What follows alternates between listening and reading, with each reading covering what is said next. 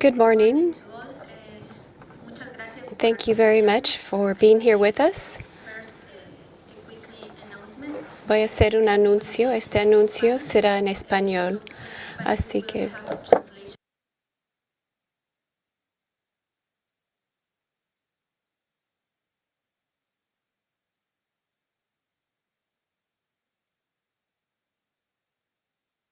thank you very much, and you're welcome here. Thank you for being here with us.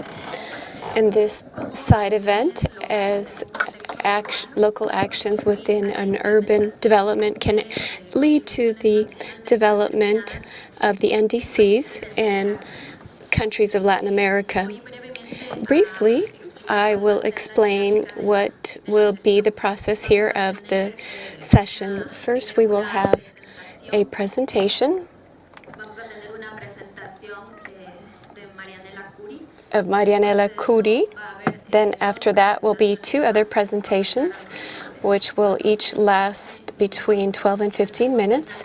And then finally, we will have some comments, some general comments for the session, and then we'll have an open plenary to have question and answer session. So then I now give the floor to Marianela Curi. Marianela is the Executive Director of Fundación Futuro Latinoamericana. FLA is an Ecuadorian organization that promotes collaborative dialogue and governance for sustainable development in Latin America. She's a social psychologist, expert in design and application of policies and strategies of sustainable development at the public level, NGO, and international cooperation. She has directed national and international organizations in Bolivia, and she has experience in projects of sustainable development of natural resources and also in the process of multi-sector dialogue. So now I give the floor to Marianela. Good morning to all. Muy buenos días a todos. We are going to speak in Spanish. I am going to give a presentation about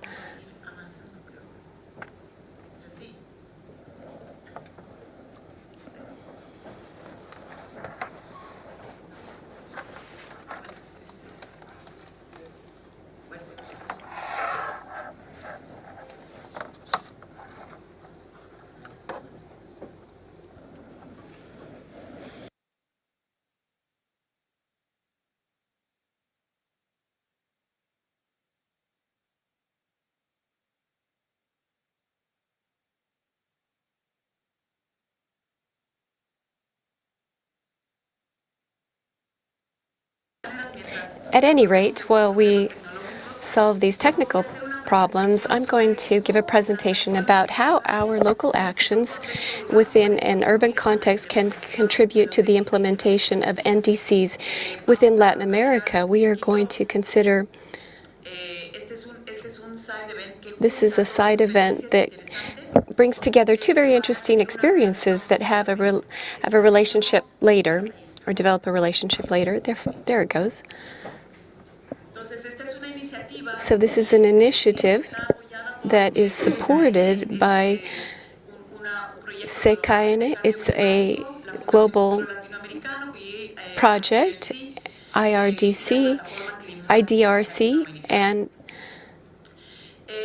other organizations. We have brought together two experiences, the one that has to do with the platform of Climate on Latin America, where we are in charge, FFLA, the initiative of resilient cities to the climate that is also under the auspices of FFLA. So I'm just going to make a very brief reference to these two experiences that will be presented this morning, and that you will be able to see the relationship that exists between both. So therefore, the Climate Platform for Latin America was created in 2009. It has 20 members from different countries in Latin America. The mission of the platform is to generate answers from Latin America when faced with this global problem of climate change. And it's a space for dialogue and also a confluence of various actors from the public sector and the academic sector in this space. And what it wants to do is promote dialogue between the civil society and the national authorities and subnational authorities, and also to make decisions, to generate information for those that make decisions. We see this also in the agricultural and forest environment from 2012 to 2016. And also we have been presenting side events at various COPs in Warsaw, in Paris, and in Marrakesh, and now here. So the initiative of this cities, resilient cities, it promotes urban development for resilience for cities that are medium-sized or small that are growing quickly. And through our investigation, our research, this is an initiative that fundamentally generates information using the research that is academic centers have investigated, and it gives innovative solutions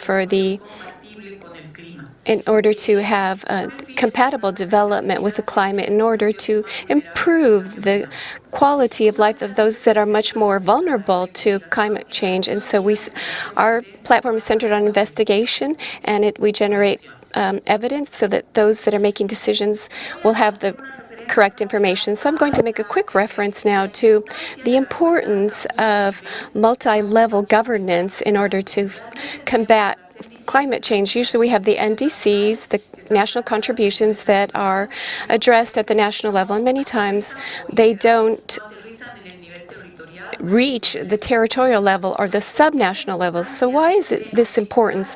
Why is it important to organize these national processes with the subnational process, and also to have a regional impact and a global impact that would be more important? The local action, and we'll see it through this presentation, local action really does have impact on the global level, and they generate new solutions that are generated from the local level but can be used at the regional level and also at the global level. And it also shows us the coordination, the importance of the intersectorial coordination and the organization at the multi-level in order to maximize the results and to improve the impacts and give sustainability to the process. The local process has direct perceptions. These are the people that live directly in the territory, in the local area, and they're the ones that are tied more closely to the process of climate change. And they are also the ones that have the solutions that are more centered. And then there are also challenges that we have of organization, and to show the impact from the local level to higher levels. So it is very important to keep in mind this importance of the multi-level governance and the organization of various sectors, public, non-public, and their relationship between these various sectors. So therefore, the presentation is going to be specifically about this climate platform of Latin America. It was a study that this platform does, the members of this platform did in 10 different countries, and it is specifically designed to identify the factors that affect the application of the national contributions in the agricultural sector and forest sector in Latin America. Some quick information about the platform. I told you it's a space of dialogue and a convergence of many actors. In 2012, the platform prepared a report about the political policies, public policies, and about climate change. And then in 2016, we did another study that followed up on this, and it discussed the national contributions that are given to the agricultural sector and forest sector in Latin America. So we want to see if these different reports respond to the agriculture and forest sector and how they can overlap into other areas, and where they also have a fundamental importance for the fulfillment of NDCs. So the objective of this project and this study of the climate platform is to identify the factors that facilitate or create an obstacle to the implementation of the NDCs in this sector. And why this sector? Why the forest and agricultural sector? Because in Latin America, it has an important socioeconomic area, and it is the main source of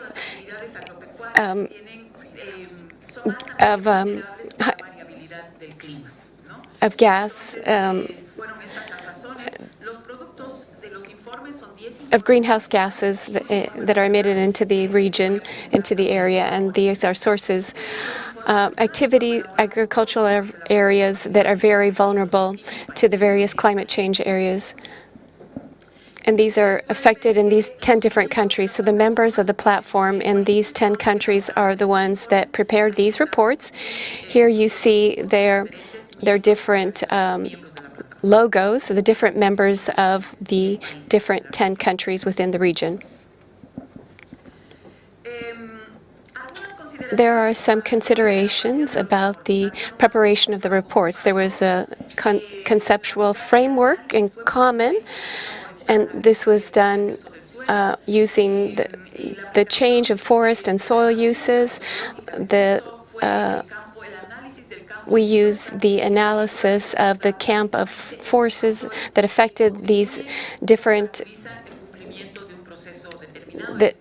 this different process of the NDCs within the agricultural and forest sector. These were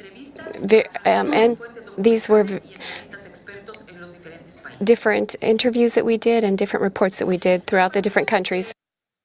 The key factors that were identified were the following. The 5 factors that you can see: the level of integration of NDCs in the development policies and processes is one of the most important factors. This institutional strength or the institutionality strength in order to implement the measures in the agriculture and forest field, and the use of soil, the availability and transfer of information and technological research or innovation, and how to make the information more social, to socialize the information together with other political factors that also have an impact in the fulfillment of the NDC. Let me review with you every one of those 5 factors.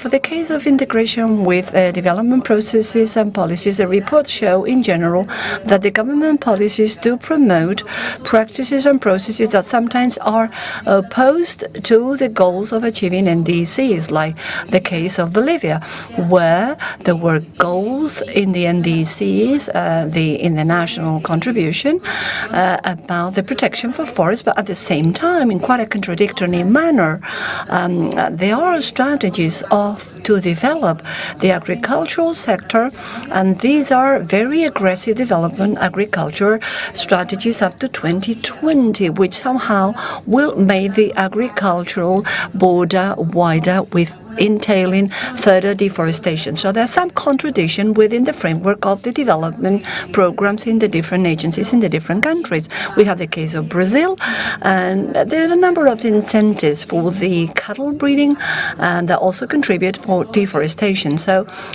like in the deforestation in Brazil, the tree cutting. So there are also macroeconomic factors that have a negative impact on the fulfillment and implementation of the NDCs. We have the case of Argentina, where the price of grain and cereals and the demand for grain and cereals are increasing constantly.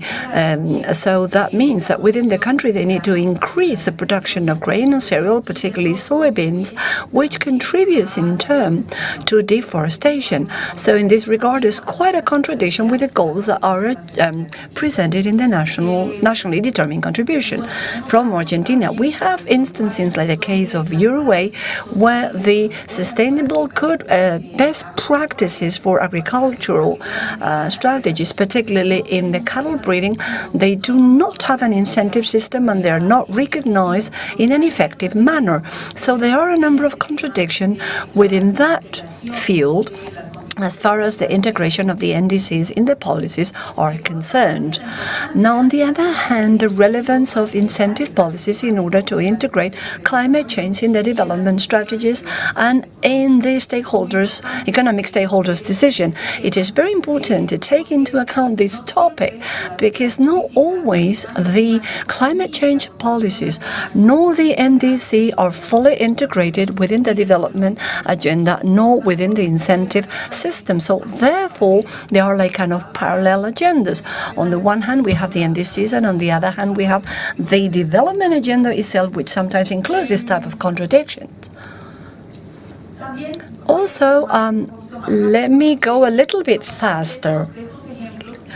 So we can, however, set out some differences within the region regarding the problems entailed by the fulfillment of NDCs and what the barriers and hurdles are in this regard. Let us review the capacities, institutional capacities, and the strength of the institution per se. And we see that the strengths are on the one hand on the government and the state's capacity. It's something very present in the reports. There are different types of capacities depending the type of public policy we are talking about in every country. And also we see that part of the strength, the institution strength, lies with the rules and regulations. That is to say, sometimes the absence of regulations or the presence of regulations that are not fully or adequately implemented. Also, the important role of the subnational governments, as I mentioned in the multi-level governance, the subnational governments are crucial. They are of paramount importance because they will make significant contribution for the agricultural and forest sector for the fulfillment of the NDC. Now, regarding availability and information conveyance, there are two types of situations. On the one hand, we have the lack of information for this situation. The case of Costa Rica, Brazil, there's not enough information regarding the agricultural and forest sector for the fulfillment of the NDC. And on the other hand, information doesn't flow, technology doesn't flow correctly, so it's not conveyed adequately. It is the case of Uruguay. Also, some of the factors in the political context, political factors and context, sometimes they are like elections in the countries, and the NDC process is a long-term, i.e. 2020 or kicking off in 2020, and there's a medium and long-term action. And the political action and the public administration are always short-term, which means that the elections and the changes of government could indeed have an impact, and a negative one, in the fulfillment of the NDCs if they are not internalized within the government, if there's no coalition or social coalition that can indeed support the fulfillment of NDCs. On the other hand, we also have specific political contents and factors that could have a negative impact for the implementation of the NDCs in the agricultural and forest sectors. There's also a weakness, sometimes which is very highly noticeable in political coalitions. There are political parties, they reach a coalition to make conveyance and a smooth transition from government to government, and this sometimes doesn't really work. So we also need to involve the civil society, so they are a stakeholder in this fulfillment. There are a number of key recommendations and key messages derived from these 10 studies and the regional report. These recommendations are around the relevance of integrating and organizing the measures and the goals in the NDCs for the agriculture and forest sector. And all of that should be integrated in the development policies and agenda. This is what we did say was very important, and at the same time it's become an important recommendation to integrate all of the NDC in the development agenda to strengthen the policies and the programs for incentives so that there is adoption and fulfillment of low carbon emission practices in the agriculture and forest sector, to make headway in the strengthening of institutional capacities to implement the NDC for these two sectors and any other other sectors, because this can be generalized to other sectors. It is also extremely important to improve the production and the availability of information which is relevant for this technical assistance, to strengthen development of alliances. This is long-term issue, so alliances are crucial, and also to strengthen the organization between the different levels and the role of the national governments. These are all recommendations in order to organize these processes in the best possible fashion, thus contributing to fulfillment for a sector which for Latin America is extremely important, A, because of vulnerability, and B, because of the emission level. I'd like to leave it there, thanking you very much for your attention. I'm going to leave the floor to the next speaker.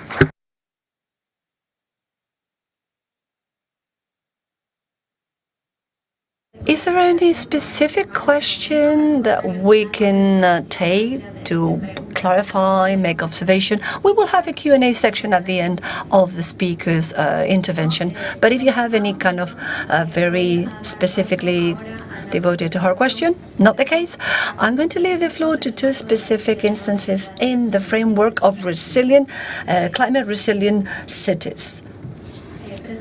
I'd like to introduce David Sabogal. He's anthropologist specialized in environmental issues and holding an ownership of the land, supervising and monitoring on a participative basis for the safeguard and environmental political issues in REDD+. He has wide experience working in Amazon countries in Central Africa and Asia, and he's currently the coordinator of a project entitled Kumbasa, Climate Resilient, with the Global Canopy Program, the GCP, and other partners in Peru. Without further ado, David, you have the floor. Thank you very much, Gabriela. And good morning to you. Good morning to all of you, and thank you very much for coming. As Gabriela was mentioning, the approach for this initiative is urban. We are now on an urban approach. This project was much more holistic, integrating urban and rural landscape in the Amazon basin, because they're all related to resilience within those spaces. So, in other words, it is a multi-sectorial analysis we just heard from Marianela, but it is taken like a subnational approach. And so I'm going to share with you what we're doing at the Kumbasa Basin. It's in central Amazon area in Peru, in San Martin region. This project is implemented together with a number of different actors, but with participation of many stakeholders, and together with the Basin Management Committee and a number of indigenous people in the area, public entities and bodies, all of it making part of the region structure. Tarapoto is the largest city in the third largest city in the Peruvian Amazon, and but we have a different approach for these middle-sized and small-sized cities, because in Latin America, the population growth in the urban areas in the next 20, 30 years will be in cities like this, the mid-sized cities. So this is why we are focusing on the cities, because of the systemic and forest values and the pressure that these large cities generate for the forest. So a little bit on Tarapoto. Tarapoto is located in Kumbasa.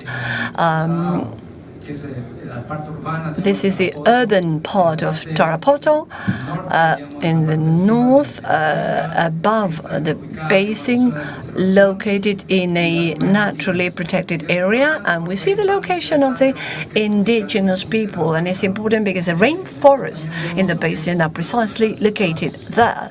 And we see recess showing the rice plantation the production of rice has been in San Martin for many years, and is an important economic factor in the basin. At the same time, as I said, not only there is pressure for the growth, but also there is immigration, and immigration has the outcome is being a 50% reduction in the forest cover, and 85% of the watershed area is deteriorated, and this entails erosion, and there's this impact on the water resources and the water availability, and changing the dynamics in the basin, and also the safety and the guarantee for water in the area. We're going to see this in a more holistic approach, and taking into account the energy integration, and this is holistic, is what we call it a water energy food nexus, which is recognizing the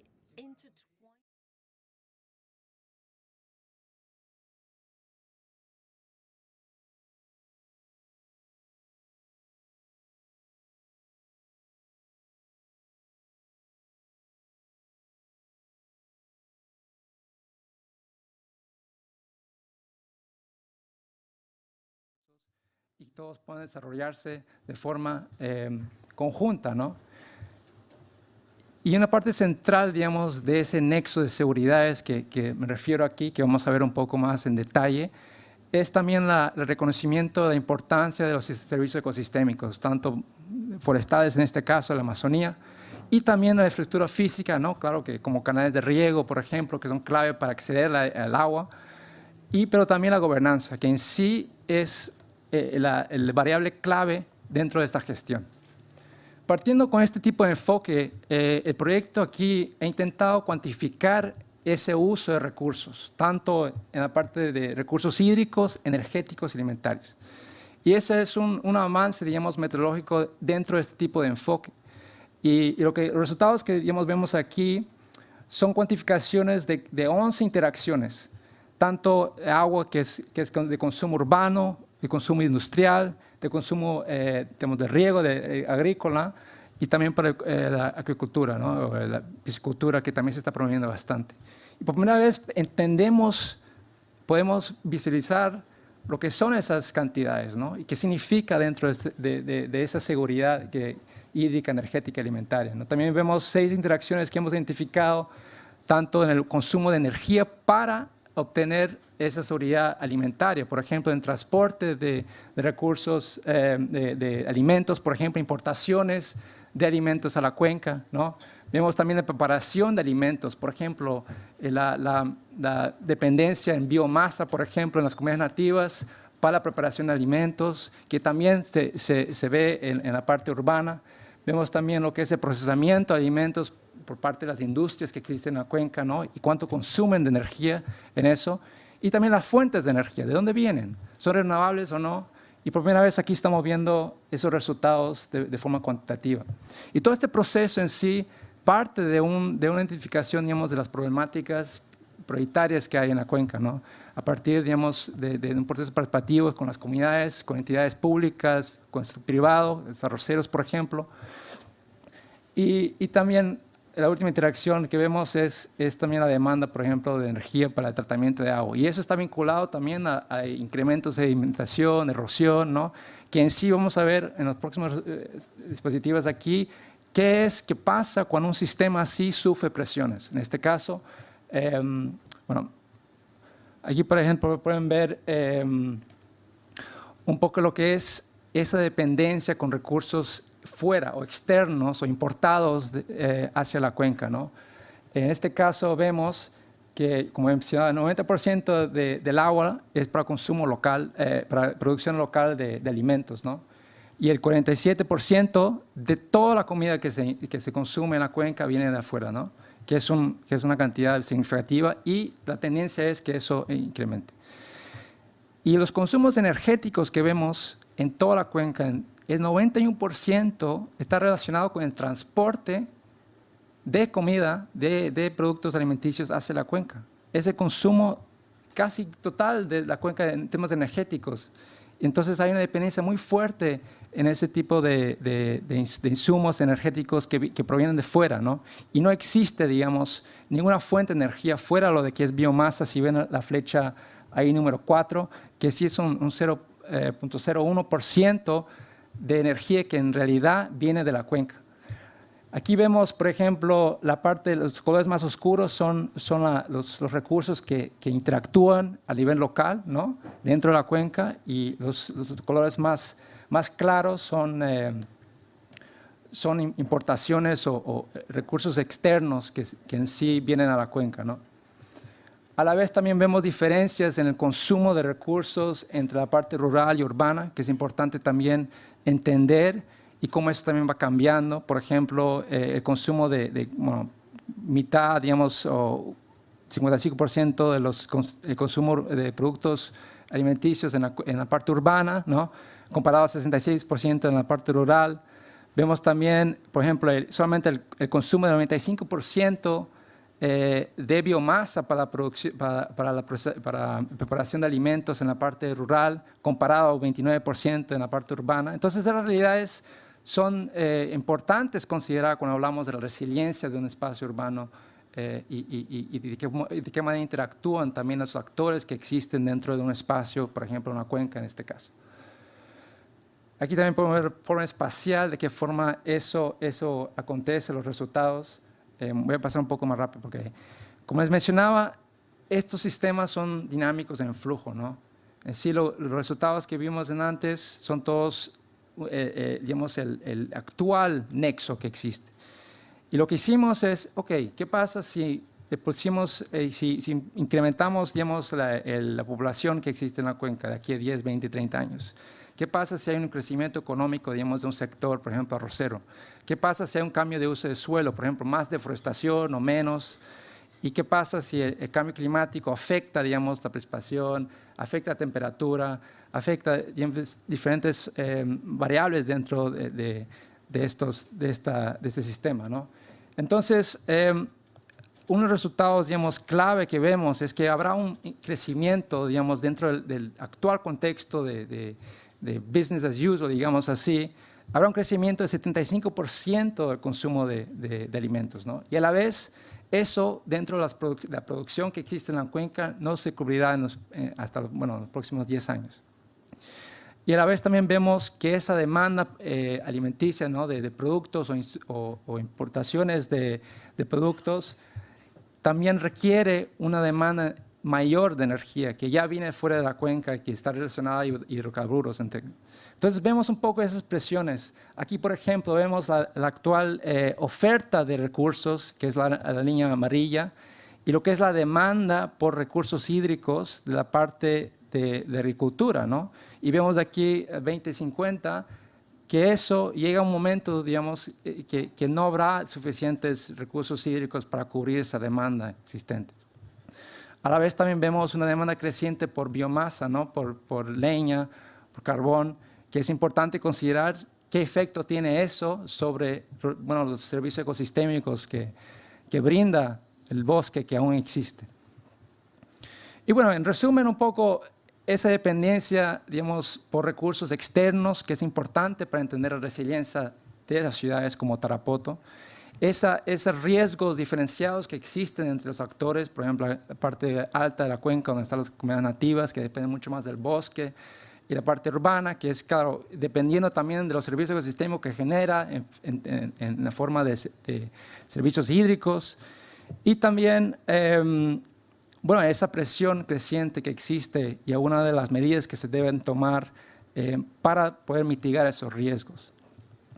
Y la importancia de este tipo de enfoque, yo creo que primero que genera una evidencia cuantitable, ¿no? Digamos, algo que se puede utilizar para entender de qué forma va cambiando y cómo podemos medir ese consumo, esa oferta de recursos y cómo estamos mejorando esa gestión, ¿no?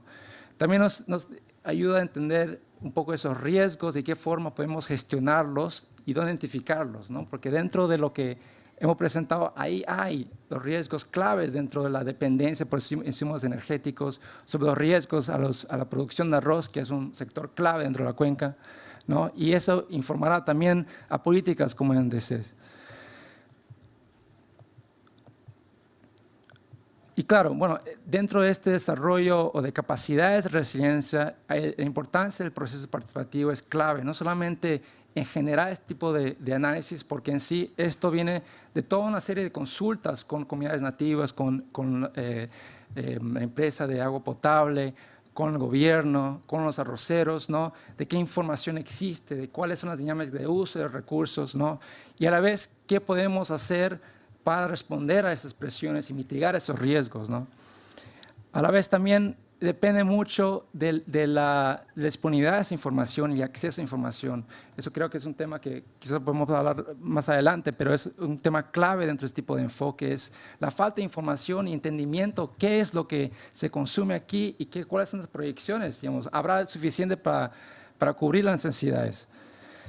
Y la necesidad también dentro de eso de pensar, ok, la cuenca es un sistema, pero hay otra cuenca más grande, que es la cuenca del Mayo, y así.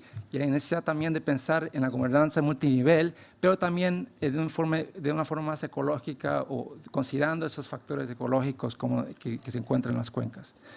Y claro, incentivar un poco más interacción entre sectores, ¿no? Diálogos del nexo, como llamamos. Y dentro de eso también la importancia de incentivos verdes, digamos, que puedan, de un modo, incrementar la cobertura boscosa, los servicios ecosistémicos que son clave para ese tipo de resiliencia de este sistema del nexo, ¿no? De esa seguridad hídrica, energética y alimentaria. Bueno, te dejo. Gracias.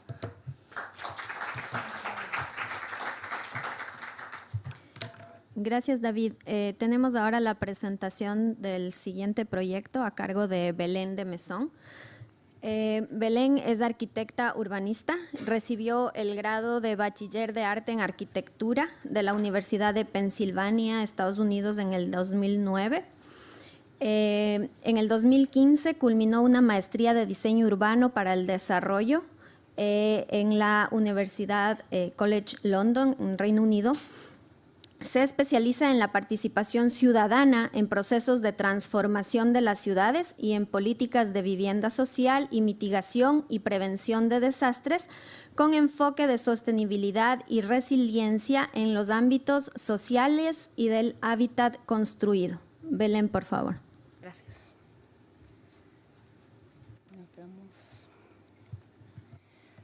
Bueno, vengo a presentarles el proyecto Ciudades Autosostenibles Amazónicas. También es parte de la iniciativa Ciudades Resilientes al Clima y es un proyecto de la Pontificia Universidad Católica del Perú y de la Universidad de Londres, específicamente de la Unidad de Planificación para el Desarrollo. Bueno, nos encontramos en un contexto de cambio climático. Se espera que para el 2050 haya 1.000 millones de personas que tengan que ser desplazadas debido a los efectos del cambio climático en zonas habitadas. Entonces es uno de los grandes desafíos poblacionales del siglo XXI. ¿Cuáles han sido las respuestas de los gobiernos estatales hasta el momento? Este tipo de nuevas ciudades que son básicamente la sumatoria de casas, de viviendas. Nosotros planteamos desde el proyecto que entendemos que las ciudades y las zonas de vivir son más que la sumatoria de varias casas, ¿no? Precisamente el proyecto se llama eso porque las ciudades son más que eso. Las respuestas a este desafío y a las situaciones de vulnerabilidad y de pobreza van más allá que la provisión de vivienda. Ese sentirse en casa va más allá que precisamente la vivienda unitaria. La vivienda incluye los procesos sociales y culturales y los espacios y las relaciones que configuran estos espacios que van más allá del espacio privado.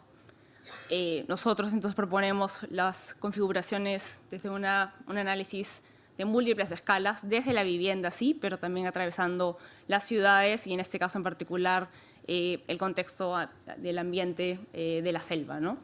Y también desde múltiples dimensiones, atravesando desde el ambiente, del espacio sociocultural y del espacio económico y enfocado en lo que son los recursos y el conocimiento local.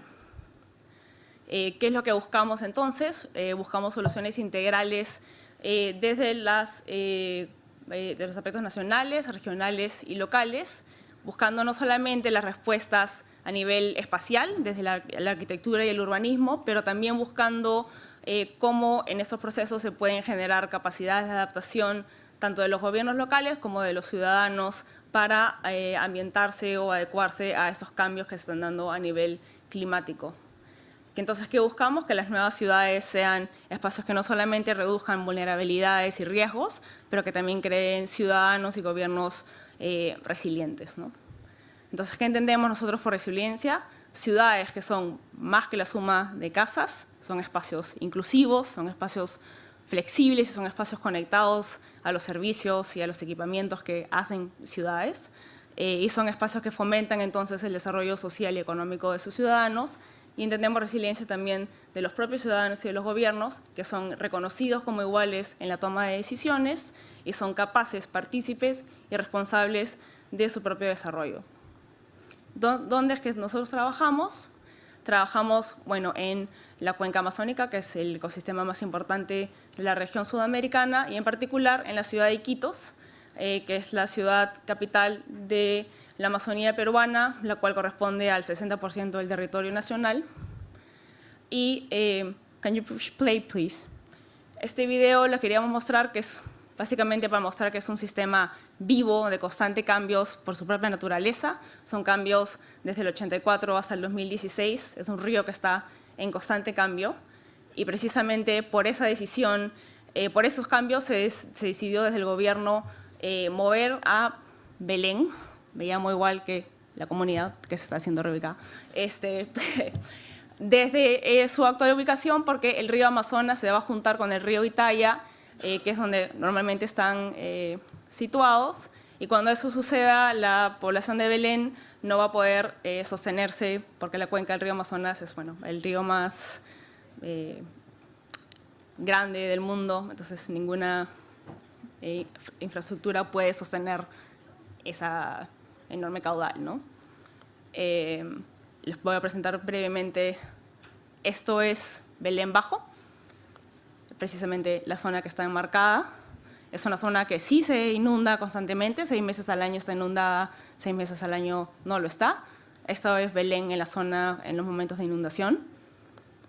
Y se encuentra además, bueno, en el desagüe de la zona de Iquitos, o sea que es una zona bastante contaminada, pero gente que además está completamente adaptada a la inundación, y no solamente completamente adaptada a la inundación, sino que ha creado un tipo de ciudad y un tipo de urbanismo que se adapta también a la época de lo que ellos llaman vaciante o sequía, que genera esos espacios sumamente dinámicos de comercio y actividades, o sea que vemos que son capaces también de adaptarse, y hay muchísimos conocimientos locales de cómo enfrentarse a estas situaciones naturales, ¿no? O sea que hay muchísimo también que aprender de la población.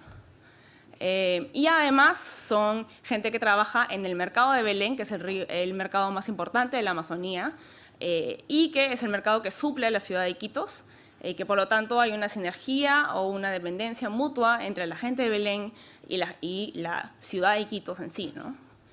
Mientras por otro lado, Nuevo Belén, que es la ciudad que está promoviendo el Ministerio de Vivienda de Perú, se encuentra a 13 kilómetros, que pareciera que no es mucho, pero bueno, en bus demora más o menos 1 hora en llegar, y tiene este tipo de estructura. Esa es una vivienda típica de Nuevo Belén, y vemos que nuevamente a nivel urbano propone esta idea de sumatoria de viviendas.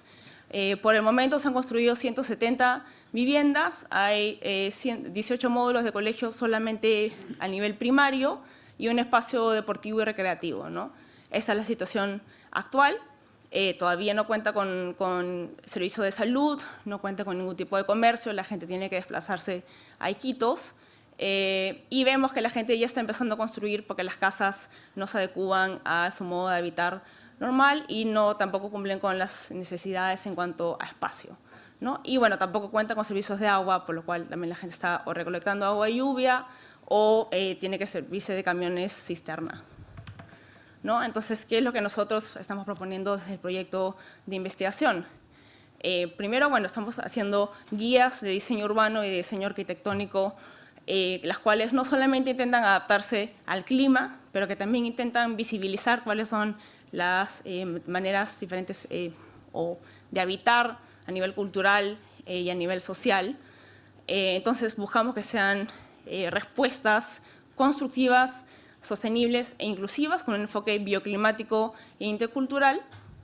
Y por otro lado también buscamos sistemas de tecnologías apropiadas que busquen incorporar cosas que vemos que ya están sucediendo en el lugar, como agricultura, sistemas de agua, recolección de agua de lluvia, cómo están ellos, por ejemplo, su manera de cocinar, cómo están también adaptándose en cuanto a comercio, pero también cómo esos sistemas que están sucediendo ya de manera informal o por sus propias maneras de evitar, pueden ser potenciados con sistemas de tecnologías sustentables que promuevan el uso también de tecnologías renovables, como por ejemplo tratamiento del agua con energía solar o agricultura mejorada con compost, que también ayuden a solucionar el tema que no existen sistemas de desagüe con uso de baños secos, por ejemplo, o el tema del uso de parrillas solares que utilicen energía del sol en vez de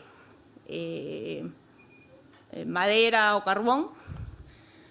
Y además vemos nosotros desde el lado urbano arquitectónico que esto debería ser incorporado en los planes urbanos de desarrollo. Entonces vemos que no existe un buen aprovechamiento de los espacios comunales o públicos y que todas estas actividades necesariamente para llevar a una escala mayor, más allá de la privada o la individual, pueden estar sucediendo en los espacios comunitarios, ¿no? Entonces vemos que están integrados, no suceden a manera individual, suceden como la sumatoria de sistemas de captación de agua y lluvia, agricultura, transformación de comida y comercio, están incorporados dentro de un sistema urbano. No solamente se habla de asociaciones públicas y privadas, sino asociaciones públicas, privadas y comunales, y además promueven el uso eficiente de energía. Y lo hacemos además con la colaboración de los ministerios, de las provincias municipales, de los colegios de arquitectos y con ONGs en el proceso de elaboración, implementación, monitoreo y evaluación. Esto entonces vemos que las guías y los sistemas de tecnologías apropiadas como productos finalizados son lo que promueven las ciudades resilientes, pero como proceso de validación y construcción comunitaria es lo que nosotros promovemos como la elaboración o de capacidades de gobiernos y ciudadanos resilientes. Y por un lado, como productos específicos para la Amazonía, son lo que puede ser utilizado para nuevamente el proceso de urbanización específico para ciudades resilientes en la Amazonía, pero como proceso participativo y metodología, lo que puede ser incorporado para los procesos de reasentamiento tanto a nivel nacional como internacional. Entonces, ¿para qué lo hacemos? Como dos grandes recomendaciones, cada una con tres. Para la gestión comunitaria de nuestro hábitat compartido, tenemos entonces arquitectura y urbanismo que sea no solamente bioclimático, pero también intercultural, que además tiene que ser flexible porque tiene que adaptarse a los procesos continuos de transformación, no solamente climático, pero también social, y que además por ese mismo proceso continuo de transformación tiene que ser llevado a cabo de una manera participativa, que además esa participación genera las capacidades que precisamente apoyan a la generación de resiliencia. Entonces vemos que son procesos adaptativos al presente y al futuro y generados de manera colaborativa. Y además tenemos que generar los métodos de subsistencia que soportan este hábitat compartido mediante la utilización de recursos y personas locales a través de la articulación de las actividades económico-productivas en sistemas integrados a los proyectos de desarrollo socioeconómico de los gobiernos locales y que esto necesariamente tiene que estar integrado además a los planes de planificación urbana, porque tiene que estar integrados a un espacio físico que promueva la replicabilidad y el crecimiento de estos espacios, ¿no? Entonces vemos que ya está sucediendo el uso de los recursos locales, pero que quizás eso no se encuentra visibilizado o se encuentra desarticulado entre sí a través de diferentes personas que ya están llevando esto a cabo y que además esto necesita un espacio físico para que suceda y que eso tiene que estar articulado nuevamente no solamente entre las personas, pero entre las personas y con los gobiernos locales. Entonces vemos nuevamente, para concluir, que los procesos de asentamiento poblacional tienen que ir más allá de la provisión de vivienda o infraestructura, tienen que ser vistos como proyectos de desarrollo socioeconómico que generan capacidades de adaptación y que además integran y reconocen de manera colaborativa los recursos y los saberes locales y que los integran a los planes de crecimiento urbano. Muchas gracias.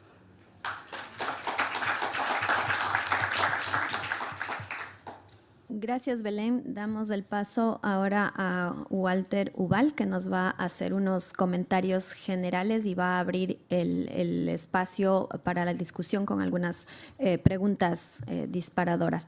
Walter Ubal Giordano es especialista principal del programa de cambio climático en el Centro Internacional de Investigaciones para el Desarrollo IDRC de Canadá.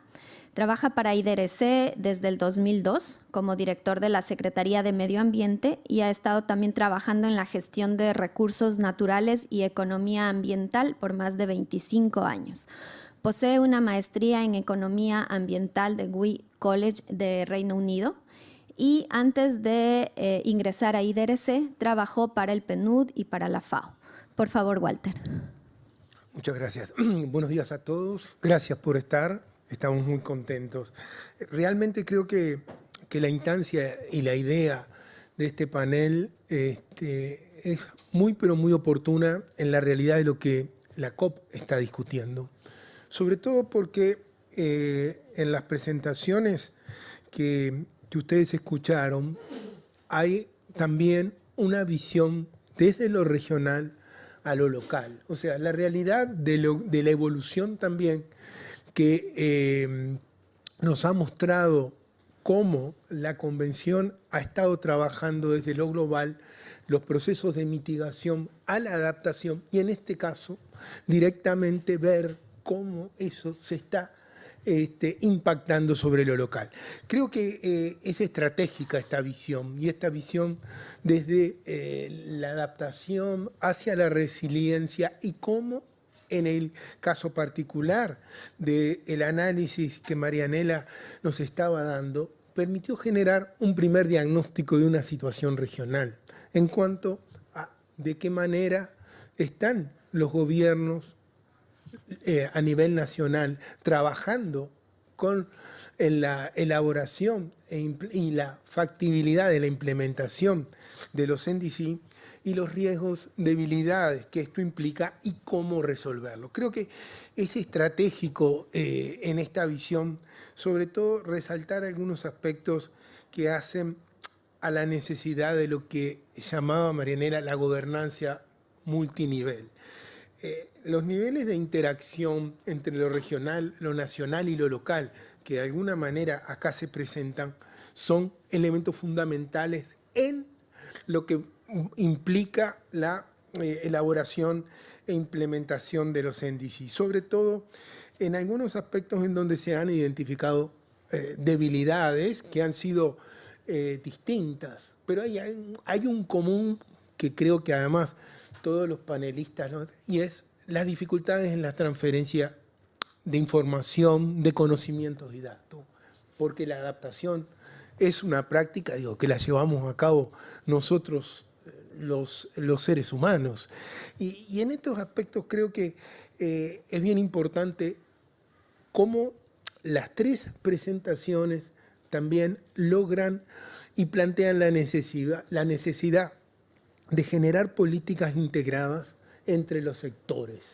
O sea, no hay posibilidad de llevar adelante adaptación a través de guías generales que se puedan elaborar a nivel nacional si estas no tienen un involucramiento de los sectores, sociedad civil en particular, que fue en el planteo que hizo Marianela, directamente los gobiernos, pero en este caso y en particular el valor que la información, el conocimiento científico tiene para poder empezar a generar alternativas y soluciones a nivel local. Creo que ahí hay un nudo en donde las presentaciones de David, de la propuesta nexo y lo que Belén planteaba a nivel de un caso típico de problemática con desplazamiento, estamos frente a dos casos que son sinceramente muy, pero muy comunes. En una realidad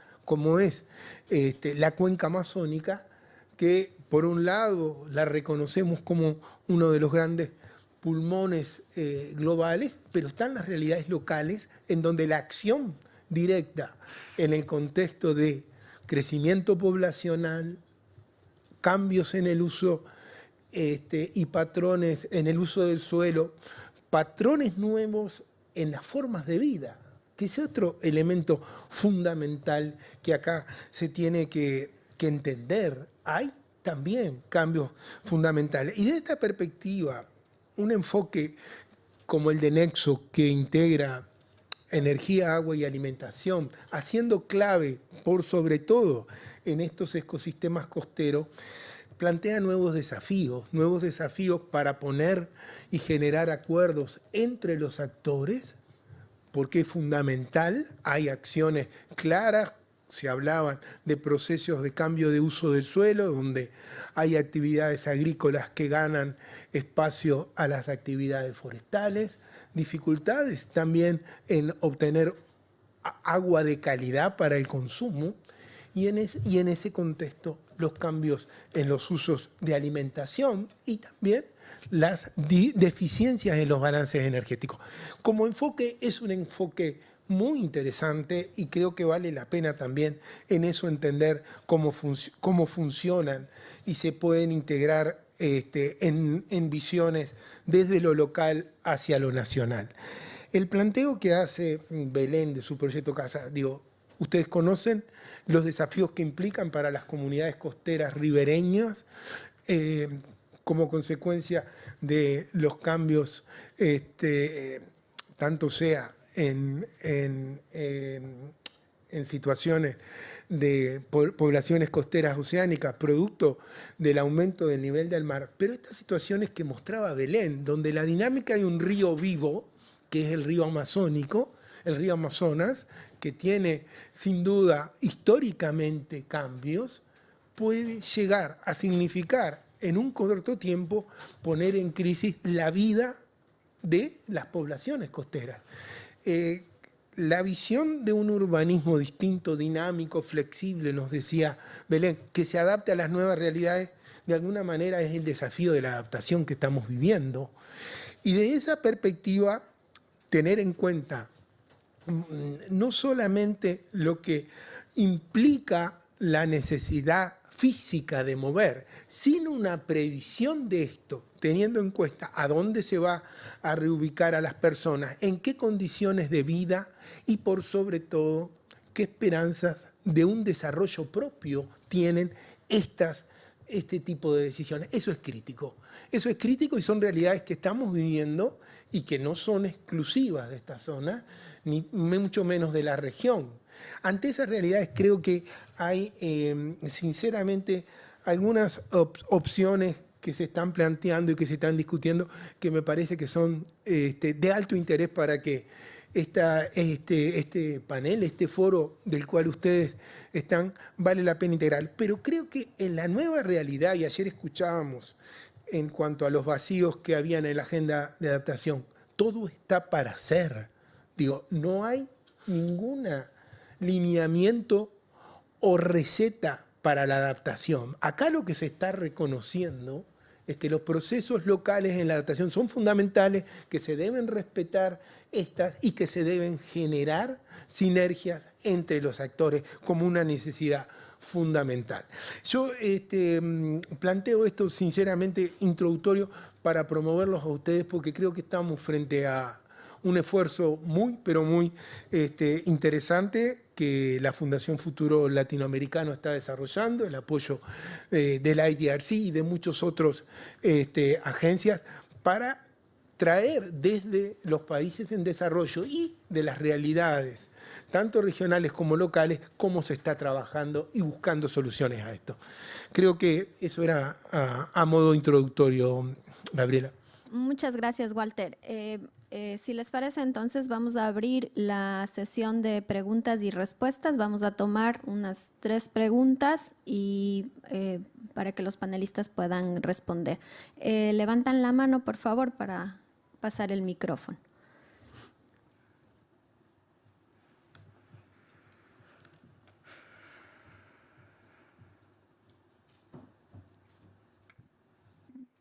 Buenos días con todos. Esta pregunta sería más para la Marianela, pero puede ser con todos. Si ustedes han analizado la potencial para Red más y financiamiento y como motores del sector privado en ayudar con la vinculación de los NDCs con las políticas públicas y la integración de la sociedad civil. No sé si hay más preguntas, Marianela, y después seguimos. Vamos a tomar 3 preguntas, 4 preguntas. Rápidamente, Belén. Muy interesante lo que estás haciendo. Lo que me falta como información es los servicios. Yo veo que la gente trae en agua, que es agua de lluvia, ¿no? Y me fascina cómo se puede construir tantas casas sin que llegue el agua en primero. Para mí, yo en África conocí ese tipo de problema. Piensan a todos, aparte de sanitarios y agua. Y ayer había un ejemplo en otro taller donde en el Pacífico están cambiando, porque el mar viene y sube, mudan la casa, construyen nuevas casas sin cocina, por ejemplo. Entonces, no es una crítica, sino que no entiendo muy bien la cosa. Gracias. Buenos días. Esta es una pregunta para Marianela, pero podría ser también para el resto de los panelistas. Me interesó mucho la parte de los gobiernos subnacionales, personalmente estoy muy interesada en eso, y quería saber cómo veías vos o cómo visualizabas la participación de los gobiernos locales en esta COP y de qué manera o qué estrategia podrían tomar estos gobiernos para sacar más provecho de estos espacios internacionales. Gracias. Vamos a tomar la última pregunta.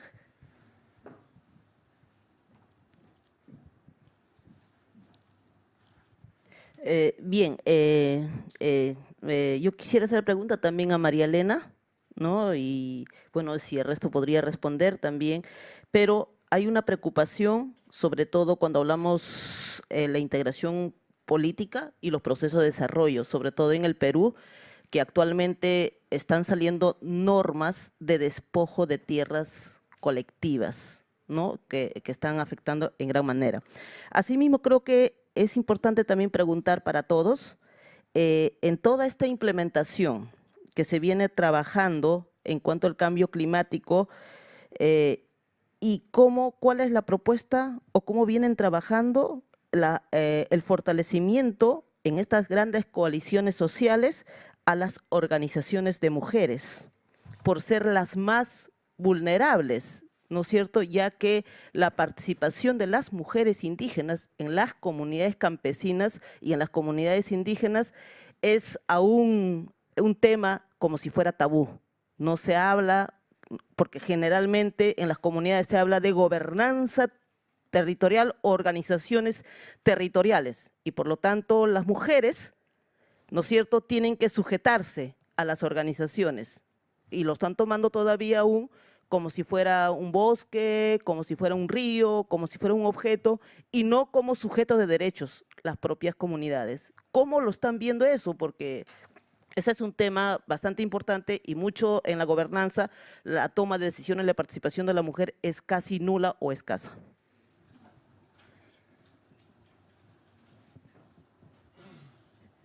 Si podemos empezar a responder, por favor. Bueno, voy a empezar las preguntas que se han dirigido hacia mí. En el caso de los estudios de los 10 países, no se ha hecho no se ha tenido un foco muy grande en RED+. O sea, se ha visto más este tema de los factores que obstaculizan pero definitivamente estos factores también se pueden aplicar a RED+, porque los gobiernos o los países que tienen proyectos RED+, ¿no es cierto?, tampoco es que han integrado de manera efectiva dentro de sus planes de desarrollo nacional los temas de red. Entonces sí aplica de alguna manera también para esto, pero no hay en los estudios respectivos, no hay un enfoque y una mirada o un lente hacia RED+ específicamente. En el caso del financiamiento, obviamente las iniciativas, porque todo esto necesita financiamiento, tanto para el sector público como para el desarrollo de acciones desde los actores. Las alianzas público-privadas son súper importantes y realmente hay una tendencia también hacia lograr involucrar más al sector privado, no solamente en el tema de financiamiento, sino también en el tema de cambio de prácticas, ¿no es cierto? Entonces, sí es importante la generación de información y todo lo que hemos planteado, pero el financiamiento es fundamental para lograr eso también. Voy a responder simplemente a una otra pregunta porque estoy con la palabra. En el caso de los gobiernos subnacionales, ¿cómo pueden sacar más provecho de estos espacios internacionales? Yo creo que los gobiernos subnacionales juegan un rol muy importante en todo lo que es el cumplimiento de las contribuciones nacionales y en todo lo que pueda ser el cumplimiento de los objetivos de desarrollo sostenible también de la Agenda 2030.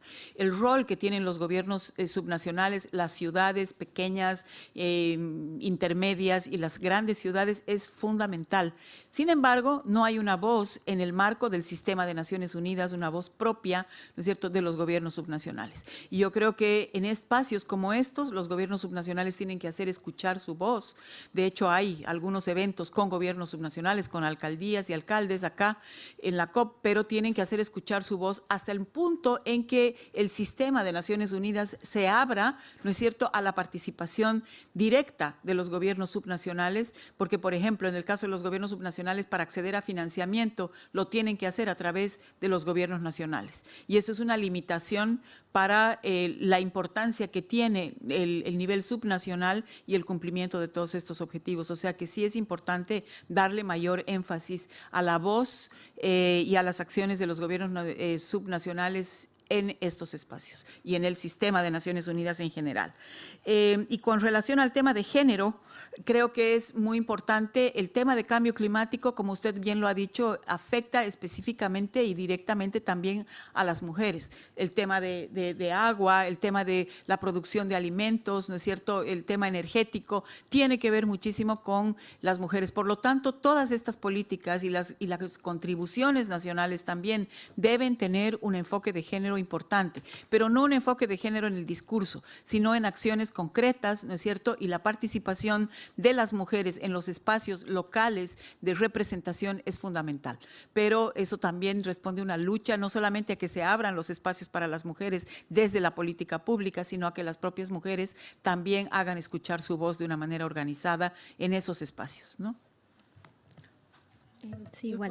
Tengo que responder una pregunta de lo del agua. Sí, para responder a tu pregunta, específicamente en el caso de Nuevo Belén, según la normativa, no iba a poder moverse ni una sola persona hasta que se brindara el servicio de agua, desagüe y electricidad, los servicios básicos. Pero debido a la premura, porque se destruyeron algunas casas en Belén antiguo, tuvieron que mudarse, ¿no? Y creo que el problema de la provisión de agua y desagüe, incluso de electricidad, con los métodos tradicionales, digamos, los sistemas de tuberías, no solamente en Nuevo Belén y en la región amazónica, sino en general, cuando se tiene que hacer una nueva ciudad por temas de desplazamiento, demora mucho tiempo, ¿no? O sea, que creo que también el tema que se está promoviendo desde casa, el tema de, por ejemplo, recolección de agua de lluvia o el tema del uso de baños secos, intenta también promover soluciones de esta falta de velocidad en la implementación de este tipo de servicios, ¿no? Porque quizás muchas veces también es un tema de tiempos en los que no se puede proveer con la necesidad Y aparte también muchas veces por el mismo comportamiento de los suelos, sobre todo como vimos en el video, se desplazan los ríos, se hunde el suelo con mucha velocidad. Las tuberías no se comportan de la misma manera, ¿no? Por ejemplo, en Nuevo Belén se tiene previsto por el propio gobierno que se va a demorar 2 años por lo menos en demorar el agua y el desagüe, y ya hay gente viviendo ahí. Entonces también es un problema, ¿no? Sí, bueno, y por último, responder un poco a varias preguntas también. Dentro, digamos, de los mecanismos red y, bueno, entre otros, por ejemplo, los mecanismos de retribución por servicios ecosistémicos y también los proyectos de inversión pública que también se están llevando bastante en el Perú, y hay los PIPs verdes que ahora por primera vez también estamos viendo la implementación de eso, posible implementación en el Cumbasa. Creo que son fundamentales dentro de lo que estaba hablando en cómo incentivar, digamos, esas inversiones en infraestructura verde, que es clave dentro de ese enfoque de resiliencia. Y sí, hay, digamos, bastante interés en esos tipos de mecanismos que puedan también aportar para esa gestión, esa resiliencia. En temas de género también es importante, dentro de las perspectivas que existen, que es la seguridad hídrica, energética y alimentaria para diferentes poblaciones y claro, también dentro de ese enfoque de género importante para las mujeres, que es el papel que juega la mujer dentro de la gestión de esos recursos, el uso de recursos, las decisiones que se toman a nivel doméstico son muy importantes dentro de todo ese enfoque. Y es algo que también se considera y importante también de un modo incentivar ese tipo de reconocimiento y de un modo también aportar y fortalecer, ¿no?, dentro de lo que es la gestión de recursos más allá del nivel comunitario. Y en relación a, bueno, más allá digamos, el papel de los gobiernos nacionales, creo que quizás no tan, bueno, en el Perú también hay varios departamentos, regiones, como dentro del CIAM, ¿no?, que son importantes, ese tipo de plataforma, también que es movimiento que demuestra también esos intereses conjuntos y objetivos conjuntos que tienen muchas regiones amazónicas dentro del Perú. También tenemos muchos avances importantes, tanto en otros países como en Acre, en Brasil, que son importantes reconocer. Y ahí hay, digamos, avances que quizás van más allá y más rápido que los avances que se ven a nivel nacional, y experiencias que son fundamentales para también discutir y presentar y también aprender, porque ahí creo que hay muchos experimentos interesantes de cosas que funcionan o no y que pueden luego ser escalados a nivel nacional. Entonces ahí creo que hay varias lecciones aprendidas. No, creo que me parece muy importante, digo, las lecciones que se están compartiendo acá. Y en particular quería hacerle 2 preguntas, aprovechando que también tenemos un proceso, estos proyectos o iniciativas de investigación para la acción se están llevando a cabo. Hay una dinámica muy rica y por eso es muy valioso tenerlos acá, a los que son los investigadores principales de estos proyectos. Y quiero aprovechar para compartir con ustedes de qué manera me gustaría entender, y esta pregunta primero para Belén, este proyecto ha generado enseñanzas que tú consideres que pudieran llegar a ser de valor para transferir a nivel nacional, en este caso en el Perú, en lo que es la elaboración de políticas y por sobre todo hacia la elaboración e implementación de los NDC. Eso me parecería algo importante y sobre todo en estos casos que son muy característicos y que requieren además replicaciones en otras ciudades. Bueno, justo en el Perú actualmente nos encontramos en un proceso de emergencia también, de reubicación, no solamente en la Amazonía, sino en todo el norte costero por unas inundaciones que tuvimos en marzo de este año. O sea que también estamos viendo, es un contexto a nivel nacional, digamos, ¿no? O sea que es un proceso que está, digamos, en la boca de todos.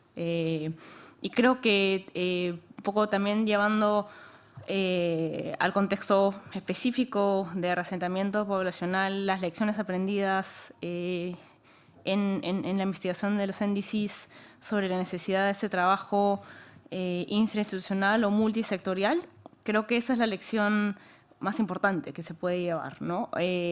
Por el momento, normalmente, estos proyectos de reasentamiento siguen siendo vistos casi únicamente por los ministerios de vivienda, normalmente no solamente en el Perú, ¿no? Sino en Latinoamérica y en general en todos los casos de reasentamiento, ¿no? Y creo que esa es la gran debilidad. Estos procesos necesariamente tienen que ser vistos desde una perspectiva no solamente multisectorial, sino desde todos los niveles, ¿no? Empezando por la incorporación de la gente misma que va a ser reubicada, y no solamente la gente que va a ser reubicada, sino también de la gente que va, digamos, a recibir a esta nueva población. En el caso particular de Nuevo Belén eso no se da porque están, bueno, mudándose, no tienen vecinos, pero muchas veces sí se da esos vecinos y también ellos tienen un impacto de la gente que van a recibir, ¿no? Pensando específicamente en los casos de los ministerios de Perú, sé que no siempre tienen los mismos nombres, pero más o menos se pueden relacionar.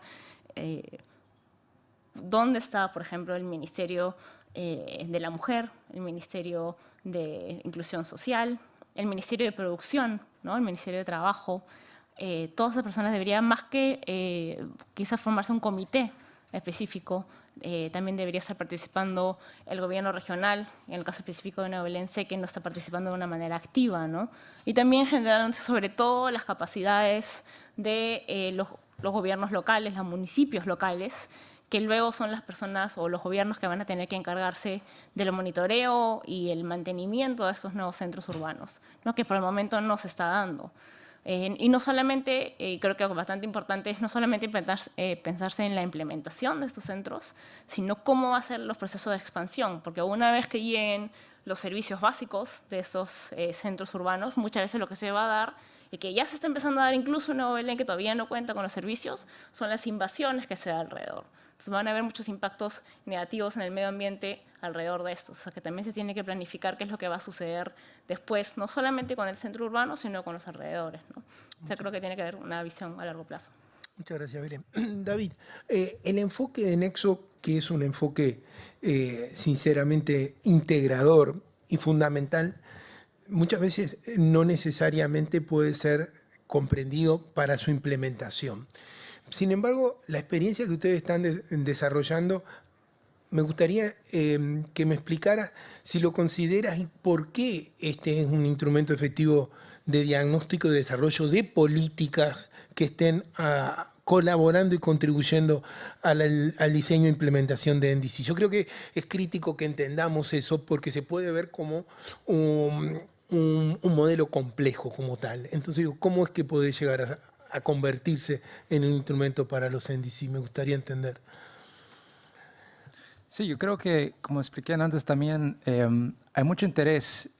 Bueno, se reconoce muchos riesgos, pero de forma a veces, bueno, cualitativa, digamos, en el sentido que se reconoce un riesgo entre tal sector y el otro, competencias, digamos así, pero a veces falta los números para entender de veras qué es esa competencia, qué es esa demanda, cuánto es lo que nos falta, digamos, para poder ser resiliente o tener esa seguridad.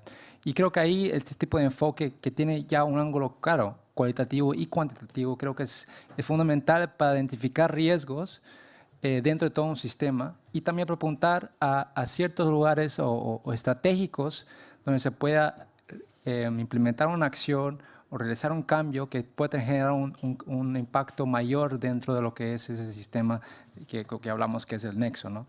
Y creo que, y más que todo, el valor, digamos, de este tipo de enfoque es que por primera vez también entendemos mejor cuáles son esas interacciones entre sectores, ¿no? Que es fundamental cuando hablamos de los objetivos que tienen los NDCs, tanto en la parte de seguridad hídrica, en la agricultura, en, por ejemplo, la piscicultura, etcétera, que es el caso de los NDCs en Perú.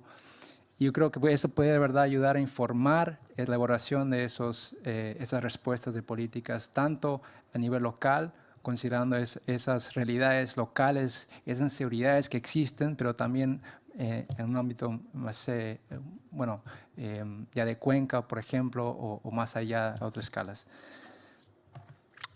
Muchas gracias. Podemos ir a otra ronda de preguntas con el público de lo que hoy y solamente quería permitirme preguntarle a Marianela, ante estos grandes desafíos que ha identificado la Fundación Futuro Latinoamericano, ¿cómo está actuando como organismo a los efectos de colaborar ante estos desafíos? Marianela, muy cortito, pero creo que es fundamental entender eso. Bueno, la Fundación Futuro Latinoamericano como organización que trabaja fortaleciendo capacidades para la gobernanza, para un desarrollo sostenible, para la gobernanza, para el cambio climático, para este desarrollo compatible con el clima, a partir del diálogo multisectorial, a partir de fortalecer los procesos de gobernanza también, contribuye de manera significativa y ha venido contribuyendo de manera significativa a lo largo de los últimos años a todo este proceso de integrar en la política pública el tema de cambio climático, por una parte, y también ahora a todo lo que implica la generación de condiciones habilitantes para el cumplimiento de las contribuciones nacionales.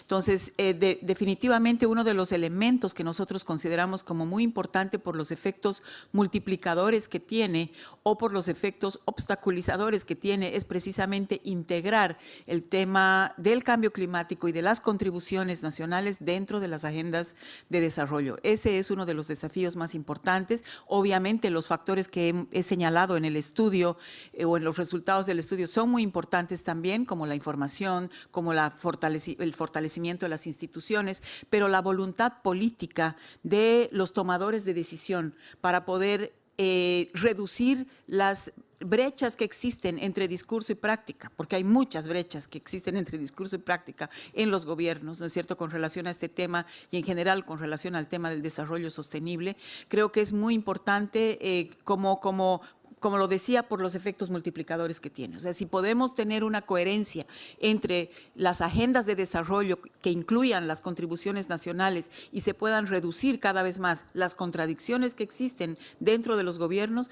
creo que es muy importante y ese es precisamente uno de los temas más importantes porque implica un cambio de enfoque, de un enfoque sectorial a un enfoque más integral. Gracias. ¿Podemos ir a una última ronda de preguntas? Estamos sobre el límite de tiempo. No sé si quizás hay una pregunta podríamos tomar, si no, una pregunta es la última, por favor.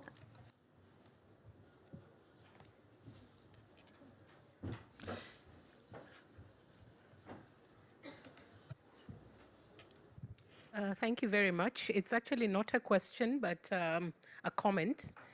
Just two quick comments. One, I think, is to support the point that Bilan made about the need for an institutional framework and institutional coordination when it comes to climate action at the local level, because that gives us a holistic approach to addressing the challenges, which are very multifaceted. So I just wanted to emphasize that point. And I think to an extent, when you address the issues in a holistic manner, then chances are that the actions are likely to sustain. The second point I wanted to raise is related to Marianela, who I think pointed to the need to support sub-national entities, sub-national governments, that while they may not have an opportunity to be part of the ongoing processes, I've seen in a number of countries, and Kenya is one example, where the sub-national governments are actually partnering with other stakeholders to prepare these national governments to receive financing through the direct financing window. So I think that's where we can build the capacity of sub-national governments to make them ready for direct financial support. And I think in that way, you're able to immediately address the needs at the local level and begin to implement the Paris Agreement and not necessarily wait for the trickle down from the global to the national level. Thank you. Thank you. Estamos sobre el tiempo, entonces voy a dar el paso a Marianela para que nos haga el cierre del evento. Thank you for the comments, very important. Voy a entonces, con base en todo lo que hemos escuchado, voy a hacer una síntesis de el evento de hoy y sobre todo de las relaciones e interdependencias que hay entre unos temas y otros, porque definitivamente, aparentemente, podría parecer que no hay una relación entre el sector agrícola y forestal y las ciudades intermedias, por ejemplo. Pero podemos ver a partir de la presentación también de David que todo está integrado y todo es interdependiente, ¿no? Entonces sí creo que es importante que podamos reconocer, saco de este evento un par de palabras. Por una parte, complejidad, o sea, la realidad es cada vez más compleja y tenemos que poderla ver en esa complejidad, o sea, haciendo las relaciones y viendo las interdependencias de unos elementos con otros, las articulaciones entre lo rural, lo global, entre lo forestal, lo agrícola, entre la producción de alimentos, la producción de energía, la producción de agua. O sea, creo que es muy, muy importante.